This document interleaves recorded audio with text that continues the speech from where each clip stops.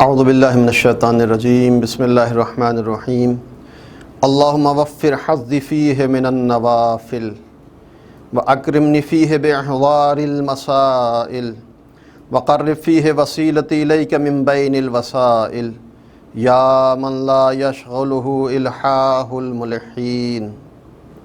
خدایا آج کے دن مستحبات میں میرا زیادہ حصہ قرار دے دے۔ خدایا آج کے دن دینی اور شرعی مسائل کو حاصل کرنے کی توفیق کرامت فرما۔ خدایا تجھ تک پہنچنے کے بہت سارے وسائل ہیں، ان وسیلوں میں سے ایک وسیلے کو مجھ سے قریب بنا دے۔ اے وہ معبود جس کو اصرار کرنے والوں کا اصرار مشغول نہیں بناتا۔ 28ویں ماہ مبارک رمضان، خدا کی بارگاہ میں چند چیزوں کا مطالبہ۔ سب سے پہلا مطالبہ، خدایا آج کے دن مستحبات میں، نوافل میں میرا زیادہ حصہ قرار دے دے۔ مستحبات خدا کے تقرب کا ذریعہ ہیں۔ انسان واجبات کو ادا کرتا ہے، وہ فریضہ دینی ہے، انجام دینا ہے، لیکن اگر انسان چاہتا ہے کمال کی منزلوں پر پہنچے، سعادت کے مراحل کو طے کرے، تقرب پروردگار حاصل کرے، تو اس کے لیے ضروری ہے کہ مستحبات کے دامن کو پکڑے، جتنا ممکن ہو سکے مستحبات کو انجام دے۔ اس لیے کہ خدا حدیث قدسی میں ارشاد فرماتا ہے، لا زال العبد یتقرب الی بالنوافل، میرا بندہ مستحبات کے ذریعے میرا تقرب حاصل کرتا ہے۔ اگر انسان مستحبات کا عادی نہیں ہے، انسان سنتوں پر عمل نہیں کرتا، تو خدا کا تقرب حاصل نہیں کر سکتا۔ اللہ نے واجبات کے ساتھ ساتھ مستحبات کو بھی رکھا ہے، اس لیے کہ انسان اگر مستحبات پر عمل کا پابند ہو جائے تو اس کا واجب کبھی اس سے پھر ترک نہیں ہو سکتا۔ گویا مستحب واجب کے لیے قلعے کی حیثیت رکھتا ہے۔ پہلے کے زمانے میں بادشاہ اپنے لیے قلعے بنایا کرتے تھے۔ وہ ایک خوبصورتی کا صرف شاہکار نہیں ہوتے تھے قلعے، بلکہ اگر کبھی دشمن حملہ کرتا تھا تو قلعے کی فصیلیں اور قلعے کی دیواریں ان کی حفاظت کرتی تھی۔ اللہ نے واجب کے ساتھ مستحب کو رکھا، کیوں؟ اس لیے کہ شیطان ہمارا دشمن ہے۔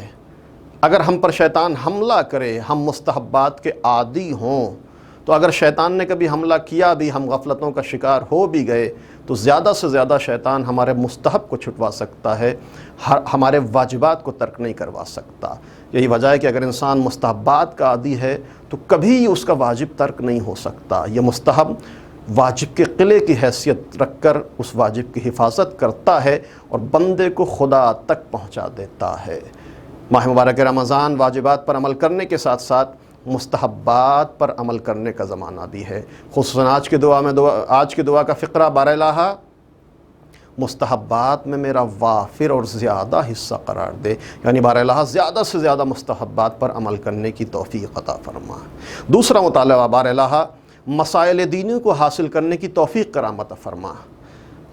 شرعی مسائل کے بغیر، دینی مسائل کو جانے بغیر انسان اگر عبادتیں انجام دے تو یہ اٹھک بیٹھک تو ہوتی ہے، لیکن یہ عبادت انسان کو معراج پر نہیں پہنچا سکتی۔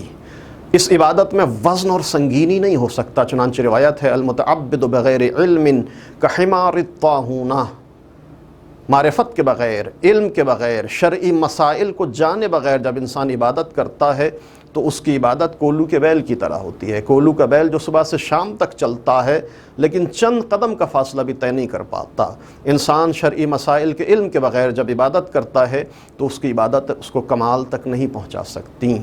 لہٰذا ضروری ہے کہ انسان شرعی مسائل کو، دینی مسائل کو جاننے کی کوشش کرے۔ روایت کہتی ہے کہ دینی مسائل کو سیکھنے میں اٹھنے والا ہر قدم پر خدا اس کو انبیاء کا ثواب اور درجہ عطا کرتا ہے۔ دوسری روایت ہے کہ ایک شرعی مسئلے کی تعلیم حاصل کرنے میں 1000 راتوں کی عبادت کا ثواب ہے، وہ رات جس میں 1000 رکعت نماز پڑھی گئی ہو۔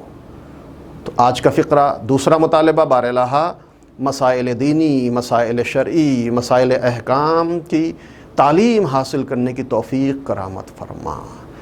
تیسرا مطالبہ بار الہ، تجھ تک پہنچنے کے لیے بہت سارے وسائل ہیں، تو نے بہت سارے وسیلوں کو رکھا، بہترین وسیلہ ہمارے لیے آج قرار دے دے۔